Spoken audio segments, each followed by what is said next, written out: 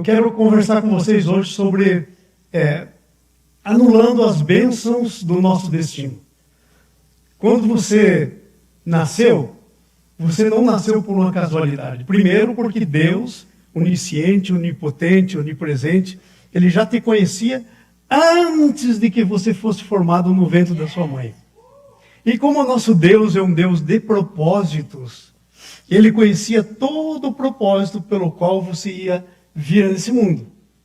E você veio, então, com esse propósito, que nós chamamos de destino. Ok? O propósito de Deus para você é o teu destino. E o que acontece é o seguinte, que nós nascemos, muitas vezes, ninguém nasce crente, né? Ninguém nasce. Nós temos que nascer de novo, diz o João, capítulo 3. E quando nós nascemos de novo, nós entramos numa nova atmosfera espiritual. Nós entramos, como diz o João 3, no reino de Deus. Jesus disse que aquele que não nasceu de novo não pode nem ver o reino de Deus, quanto mais entrar no reino de Deus. Então, nós já entramos no reino de Deus. E a Bíblia continua dizendo coisas sobre você e sobre mim, que nós agora estamos sentados em Cristo Jesus nas regiões celestiais. Efésios capítulo 2, versículo 10, 11 por lá. Também está em Colossenses, capítulo 3, escrito isso. Então, agora você está no outro mundo. É por isso que às vezes a gente parece que a gente é de outro mundo, né? E não só parece, a gente é de outro mundo. Porque nós estamos assentados nas regiões celestiais em Cristo Jesus. E aí tem todo um propósito de Deus para a tua vida, para a minha vida, para a nossa vida. Mas o negócio é o seguinte, quando Deus nos criou, Ele nos fez pessoas. E a única coisa que uma pessoa, para continuar sendo pessoa, não pode perder é a sua responsabilidade de decisão. Eu quero que você entenda isso. Tem muito crente aí pensando que foi salvo para ir para o céu. Claro, você foi salvo para ir para o céu. É lá que você vai quando Jesus te chamar. Mas até você ir lá, você foi salvo para experimentar o melhor de Deus para você aqui na terra. Para ser testemunha dele aqui na terra. Para que as pessoas possam olhar para você e dizer, é diferente. E você então poder falar de Jesus para as pessoas. Mas às vezes nós nos desviamos. Veja a introdução que eu fiz aqui. A Bíblia nos ensina que nós podemos anular ou perder as bênçãos de Deus para a qual nós fomos destinados. E o que nos faz perder ou anular essas bênçãos? A desobediência deliberada, que muitas vezes nós desobedecemos, e a Bíblia diz que há pecados ocultos. Às vezes a gente desobedece pensando que está fazendo o melhor. Já aconteceu muitos e acontece muitas vezes isso comigo. Então, a desobediência deliberada, a negligência em relação à nossa responsabilidade espiritual com a nossa vida. E a terceira coisa que eu anotei aqui é a priorização dos relacionamentos humanos acima do relacionamento com Deus. Então, temos o Adão e Eva, temos o Saul, temos o Sansão, temos a mulher de Ló, temos o Salomão, e aí por diante, temos muita gente que a Bíblia nos mostra, porque há um princípio. E qual é o princípio? Jesus é o único caminho, é a única verdade e é a única vida. Então, quando nós começamos a andar em outro caminho, que não é o caminho de Jesus, que às vezes é o nosso, e estamos pensando que é muito bom, saímos do caminho de Jesus. Quando começamos a andar em algumas verdades que estão na nossa mente, que pensamos que é de Jesus, mas não é, ficamos sem Jesus, saímos da nossa bênção. Quando queremos ter uma vida que não é a vida que Deus pensou para nós, saímos da nossa herança. E vou dizer uma coisa, essa é a maior bobagem que pode existir, a gente pensar que a gente pode ter uma vida melhor do que a vida que Deus preparou para mim e para você. É uma bobagem.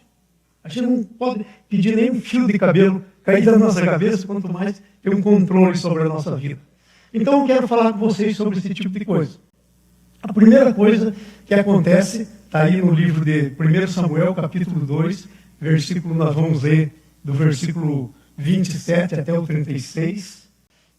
Está falando da história de um homem chamado Eli. Eli tinha todo um background de bênção na vida dele. Deus escolheu a família dele para serem sacerdotes. Separou a família deles para serem sacerdotes. E um dia, o Eli nasceu nessa família. Ok? E ele se tornou sacerdote. Mas o que foi que aconteceu? O Eli cometeu alguns erros. Alguns deles que nós vamos estudar, não vamos estudar todos. Quando eu meditava aqui, é muita coisa, mas nós vamos estudar algum. Então, por causa de alguns erros, o Eli saiu da bênção que Deus tinha no destino dele e se tornou uma coisa terrível na vida dele, por causa que abandonou. Então, olha só o que está escrito aí. Vamos ler? Veio o homem de Deus, aí nós já estamos lendo, quando o Eli já vai para o fim da sua história. Ok? Veio um homem de Deus a Eli e lhe disse: assim diz o Senhor, não me manifestei na verdade à casa do teu pai, estando os israelitas ainda no Egito, na casa do faraó? Eu o escolhi dentre todas as tribos de Israel para ser o meu sacerdote, para subir ao meu altar. Você sobe do altar e queimar o incenso e para trazer a estola sacerdotal.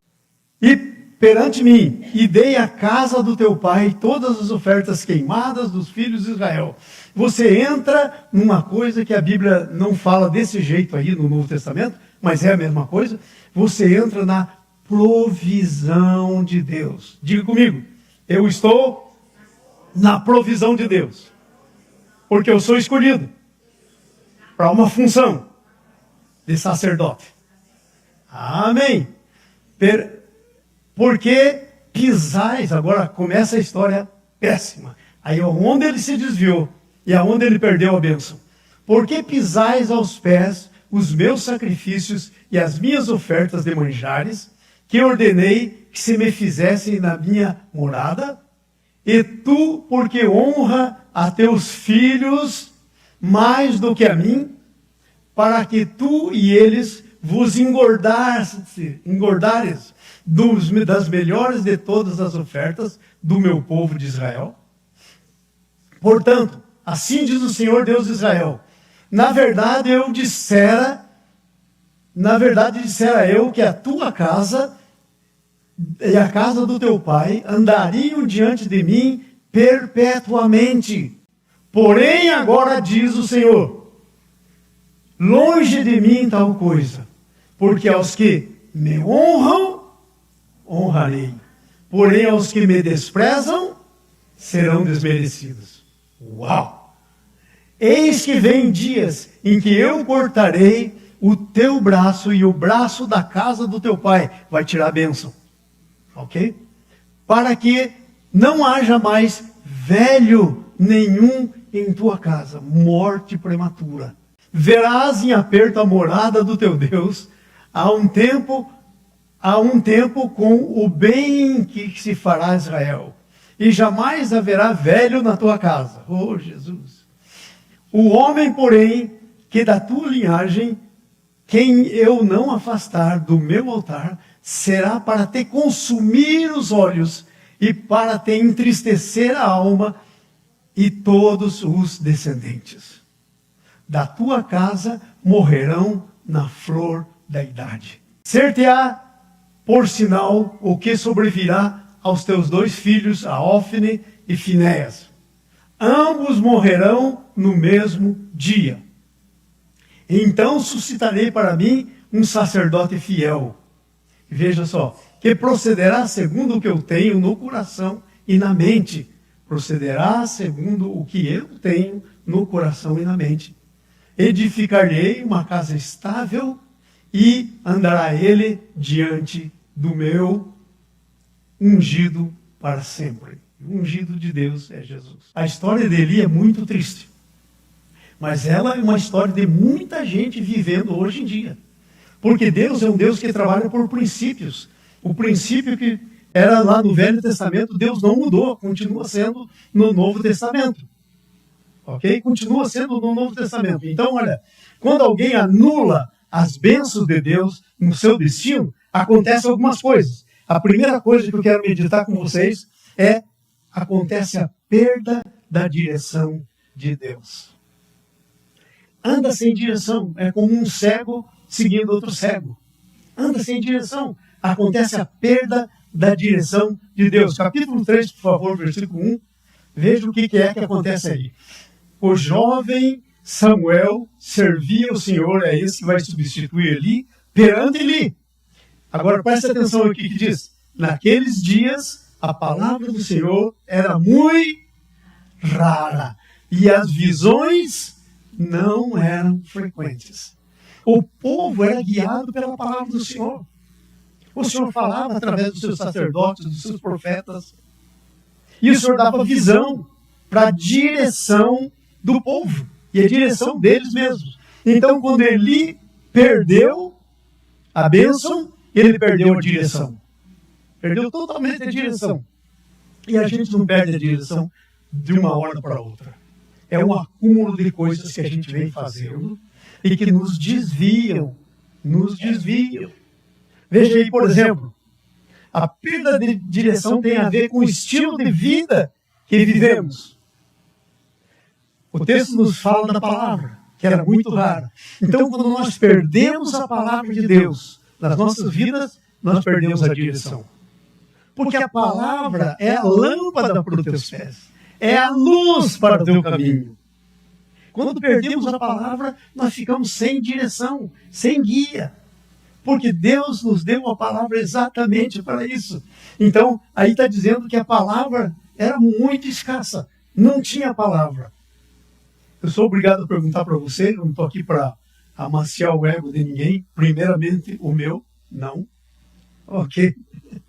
Não estou aqui para amaciar meu ego, nem o de ninguém. Estou aqui para a palavra de Deus. Ela tem prioridade sobre tudo que eu penso, tudo que eu sinto, tudo que eu quero. É a palavra. Ok? Então, eu pergunto para você, como é que está você em relação à palavra de Deus? Sem palavra não há direção. Não há direção. Então a palavra é uma pessoa, é a pessoa de Jesus. Quando você perde a comunhão com a palavra que Deus já deixou escrita, isso é, com a revelação de Deus para nós, perdemos a comunhão com Jesus. Jesus tem que ser o teu companheiro de todos os momentos. Todos. Enquanto você limpa a casa, enquanto você faz o que você quiser fazer, você faz isso. Você convida Jesus para estar lá com você. Então você não pode se acomodar. Não pode se acomodar. Ele se acomodou e deixou na mão dos filhos. E os filhos não eram tão boa gente. Sabe o que os filhos faziam? Quando traziam as ofertas, os filhos iam com um garfão no nome dos dois. Não os filhos, eles mandavam alguém e pão, o garfo na oferta, antes de oferecer ao Senhor. E o que saísse, grudado no garfo era deles. É isso que o texto que nós lemos diz, que eles faziam. Imagine que coisa terrível. A oferta que era do Senhor.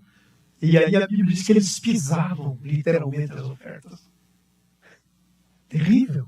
Então o Eli se acomodou, deixou a coisa correr do jeito que vinha, ok?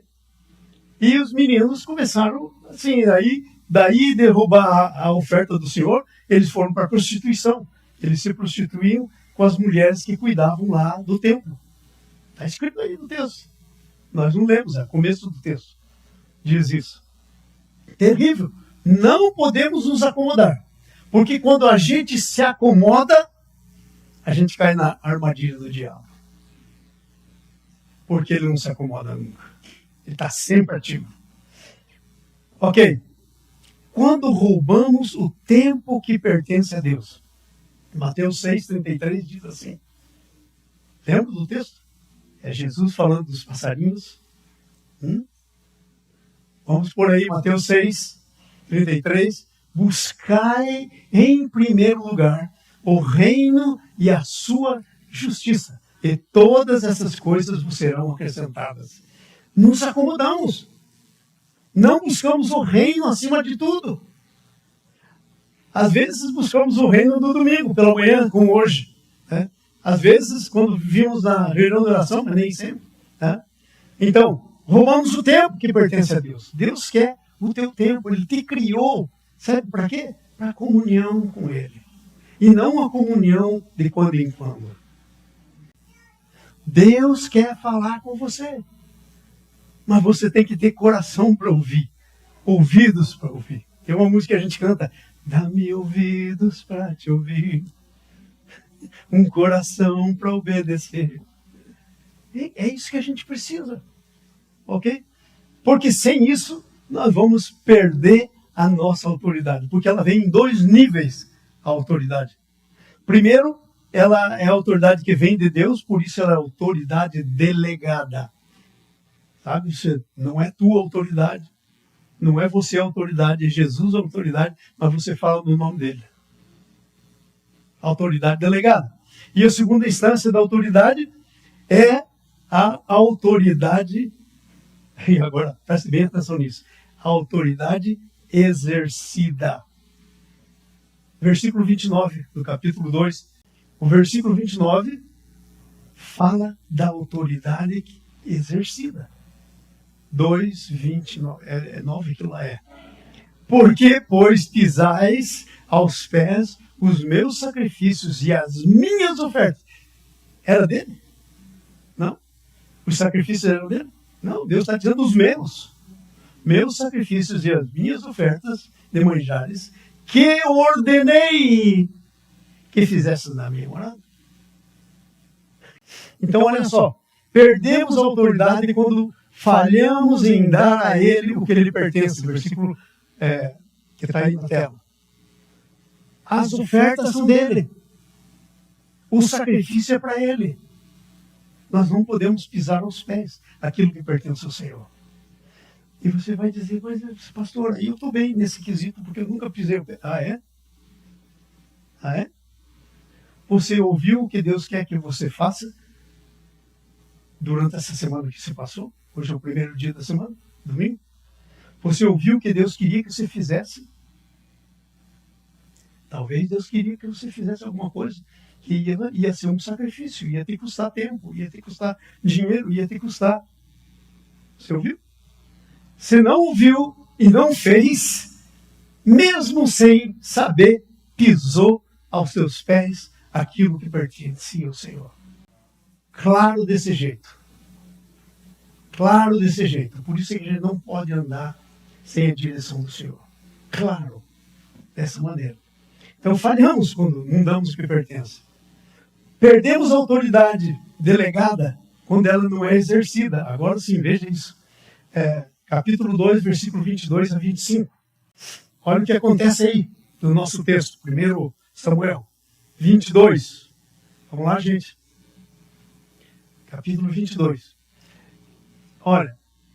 Era, porém, Eli muito velho. Fala comigo, muito velho. Sabe qual que é a minha oração hoje? Eu faço. Quando eu digo hoje, não estou dizendo hoje, mas é que eu faço direto. Nesse tempo da minha vida, Senhor, eu quero que meus últimos dias sejam melhores que os primeiros. Porque agora o Senhor já me ensinou um monte de coisa. Já falou comigo um monte de coisa.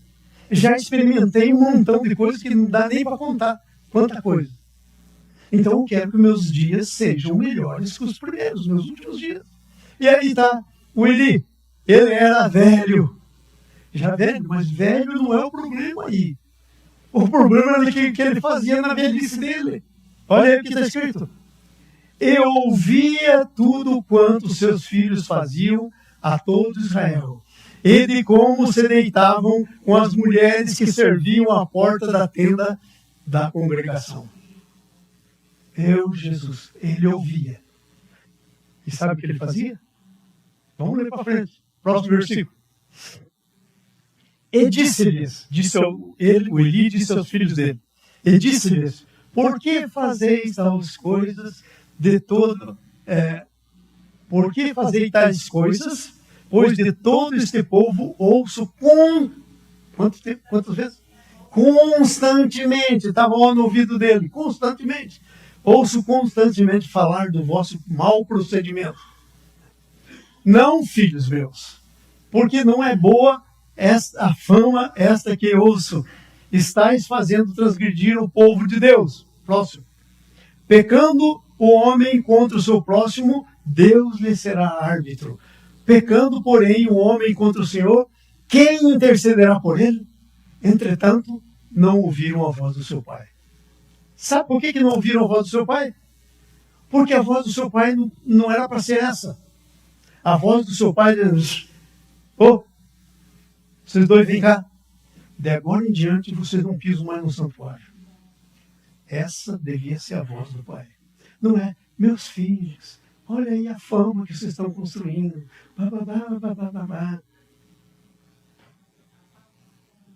Como quem não quer que seja feito nada.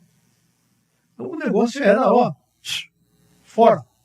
Fora, o Senhor é mais importante que vocês. Tá? Vocês estão fora. Vou dizer uma coisa para ele, a história para vocês. A história teria sido outra no final. Muito outra. Então, como é que nós estamos nesse quesito aí? Como é que nós estamos? Com a autoridade delegada, nós estamos exercendo a autoridade? Como é que nós estamos? E não falo só com filhos, porque nós temos que exercer a autoridade delegada por Deus em todas as áreas da nossa vida. Ok? No nosso falar, a Bíblia, claro, seja assim, seu falar, sim, sim, não, não, porque passar disso vem do diabo. Então, como é que está a nossa autoridade? Veja agora a primeira parte, a segunda parte do versículo 29, de novo. Vamos lá no 29. Ó, a segunda parte. Para tu e eles vos engordardes das melhores de todas as ofertas do meu povo de Israel. As melhores de todas as ofertas deveriam ser para Deus. O melhor da oferta da sua vida, o melhor da sua vida, deve ser para Deus. Não é para o seu negócio. Não é para o seu trabalho. Agora, olha só. Não estou dizendo que você tem que trabalhar como se o Senhor fosse o teu chefe. Muita gente está criando um Deus à sua imagem. Ele quer um Deus amoroso que não faça nada. Era isso que o Eli estava tentando fazer com os filhos dele. Estava criando um Deus à sua imagem, que não fazia nada, que não era justo. E esqueceu que Deus era justo e que ia fazer justiça. Que ia fazer justiça. E veja, não é porque não sabia. Ele disse, ó, pecando contra o homem, Deus é o seu árbitro. Mas pecando contra Deus, quem vai ser? Ele sabia que os filhos estavam pecando contra Deus. Não fez nada. Cada vez, a Bíblia é clara. Se eu sei o que eu tenho que fazer e eu não faço, nisso estou pecando. Se você sabe o que você tem que fazer e você não faz, nisso está pecando. Eu falei para vocês no começo, eu não estou aqui para amaciar o teu ego não, nem o meu. Porque eu tive que mudar o meu sermão da quinta-feira para cá e Deus falou comigo. Falou, olha, toma cuidado aí. Toma cuidado, porque isso aqui é a realidade. Então, perda da autoridade que nós estamos falando. Como é que se perde? Ok? Não exercendo. A perda da autoridade afeta outras pessoas. Veja o versículo 32. E verás o aperto da morada de Deus. O que isso tinha a ver com os erros dele? Ia afetar o povo de Israel, ia afetar o santuário, ia afetar tudo. Verás o aperto da morada de Deus. Há um tempo com o bem que fará a Israel. Quer dizer, Deus vai fazer o bem, mas você vai ver o aperto. E olha, foi quando ele morreu, e ele morreu quando teve a notícia de que o inimigo levou a arca. Os filisteus venceram a batalha, mataram os 2 filhos dele, levaram a arca. Agora, Deus não precisa de ajudinha de ninguém. Puseram a arca na casa do Dagon, o Deus deles. No outro dia, ele estava de boca no chão, o Dagon. Estava lá. Levantaram o Dagon. No outro dia, caiu e não só caiu, quebrou. Aí, sei lá, se reconstruíram ou não o Dagon, mas a próxima coisa é que começou a aparecer ferida neles, tanta ferida, que falaram, não, isso não é natural. Aí foram se aconselhar lá entre eles, é por causa da arca. É por causa dessa arca aí. O Deus deles está contra a gente. Então, nosso Deus, ele não precisa de ajudinha minha. Ele precisa da minha fidelidade. Ele quer a minha fidelidade. Dá-me, filho meu, o teu coração. De tudo que se deve guardar, guarda o teu coração. Porque dele são as saídas da vida. Nosso coração. Deus quer o nosso coração. Ok? E quando a gente faz isso, a gente não perde a autoridade. Mas se não fizer, perder a autoridade. A perda da autoridade, veja só isso, coloca nós e o nosso ministério debaixo do juízo. Versículo 25 e versículo 34. Põe aí o versículo 25. Coloca nós, aí, versículo 25. Pecando o homem contra o próximo, Deus lhe será árbitro. Pecando, porém, contra o Senhor, quem intercederá por ele? Entretanto, não ouviram o seu pai. Vai lá para o próximo versículo. Porque o Senhor os queria matar. Gente, atenção, presta atenção aqui. Às vezes a gente está imaginando um Deus errado. Imagina. Vamos dizer que Deus está lá no céu, Deus é o Senhor, não tem muito o que fazer, você está no seu trono, e ele diz assim, o que eu vou fazer? O que eu vou fazer? Sabe o quê? Vou matar o Ofni e o Finéias. Não passa no caráter de Deus. Isso não é o caráter de Deus. Então, o Senhor os queria matar por quê? Porque essa era a consequência do que eles estavam fazendo. Gálatas capítulo 6. Não vos enganeis. Tudo que o homem semear, isso ele colherá. Está aí a colheita. Não é que Deus o queria matar porque Deus lá teve uma bela ideia, vou matar esses dois. Não. Eles iam receber de acordo com a justiça de Deus. Coloca ele e o ministério. Vai no 34, por favor. Já está aí no 34. Ser-te-á por sinal o que sobrevirá aos teus filhos. Sinal para quem? Para os filhos ou para ele? Para ele. Ser-te-á por sinal o que sobrevirá aos teus filhos. Ofni e Finéias. Ambos morrerão no mesmo dia. E morreram. E ele também morreu. E agora eu quero ir para a última aqui.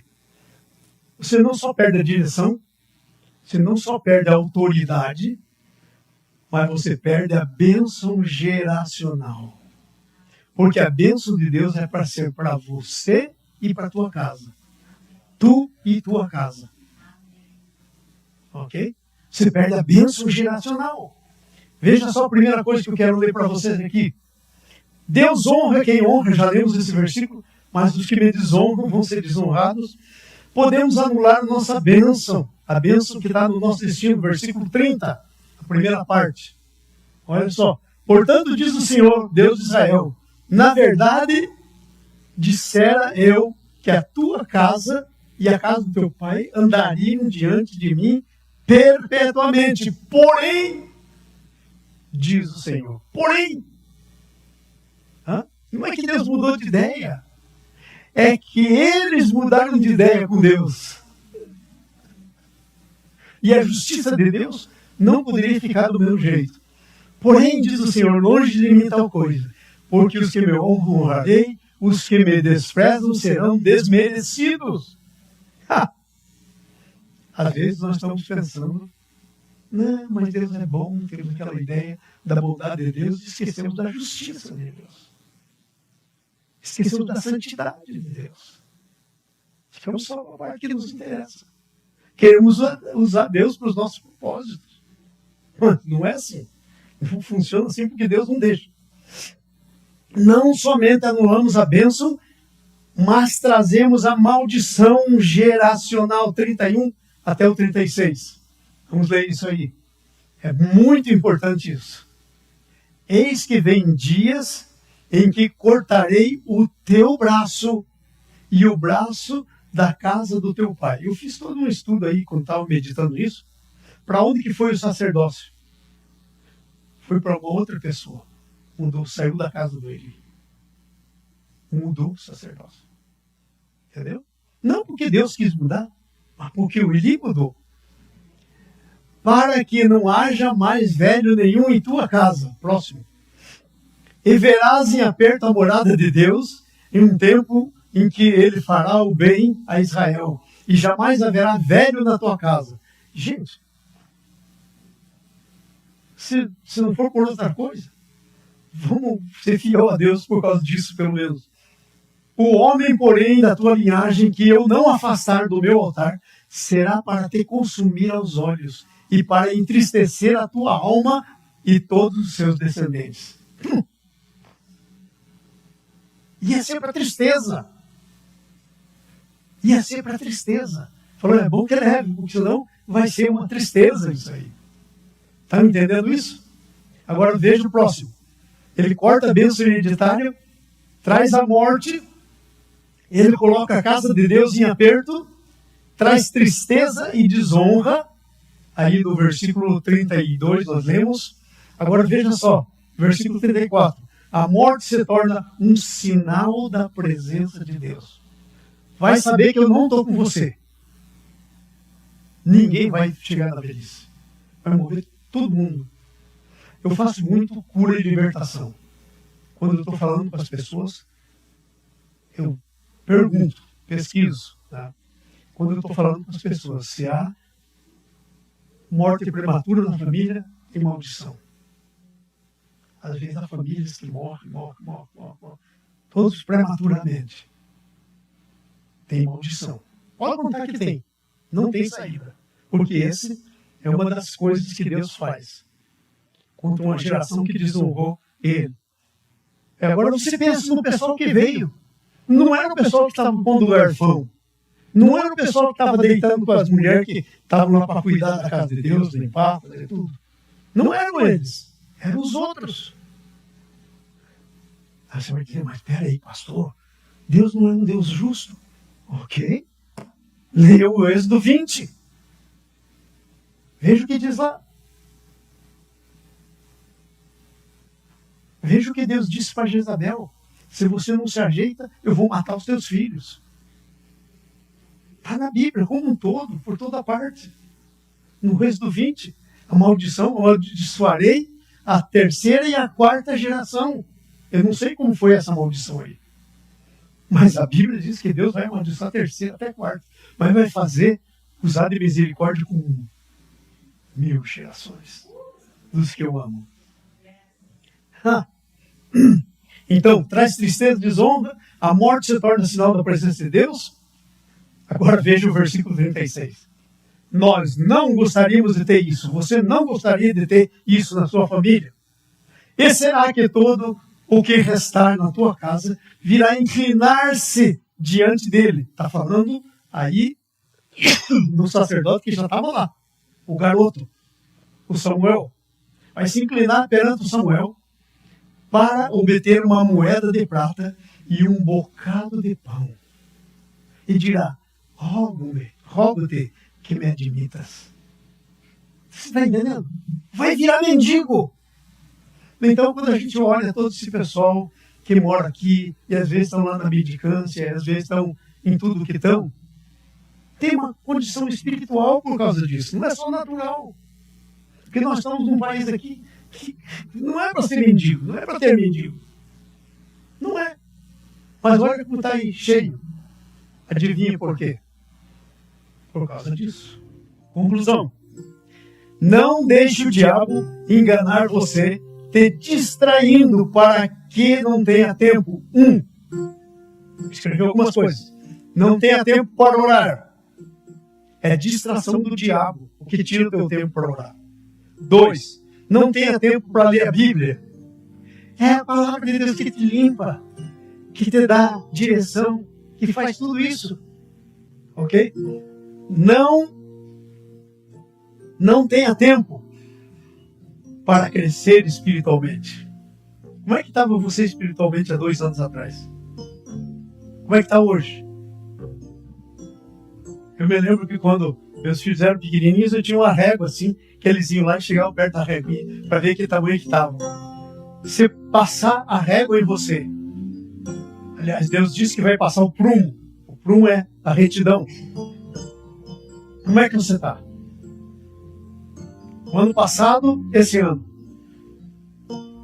Você tem orado mais, lendo mais a Bíblia, mais comunhão com Deus? Se eu te pedisse para você contar para mim a experiência que você teve com Deus, uma experiência, nos últimos 30 dias, você teria? Nos últimos 2 meses? No último ano? Porque às vezes nós estamos andando ano, sem ter uma experiência com Deus. Meu Deus, onde está Deus? Ou onde estou eu, né? Onde estamos nós? Que Deus está em todo lugar. Então, não tempo para crescer espiritualmente. Meça o teu crescimento. 4. Não tem tempo para encorajar as pessoas.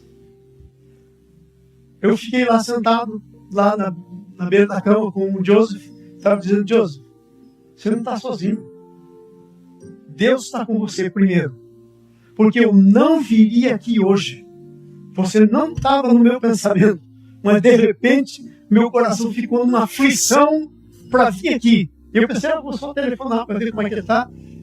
E eu claramente entendi que eu tinha que vir. Deus está por você. Eu estou por você. Eu estou por você. É isso que é a vida cristã. Ok? Tem que ser assim. Então, 5, não tem tempo para pensar na eternidade. Tem gente que está pensando que vai ficar para semente aqui. Quando você só está de passagem, o teu destino é para lá. Ou é céu, ou é inferno. Ou é glória, ou é desonra. Então, se você não tiver tempo para pensar na eternidade, irmão, irmã, o que sobra?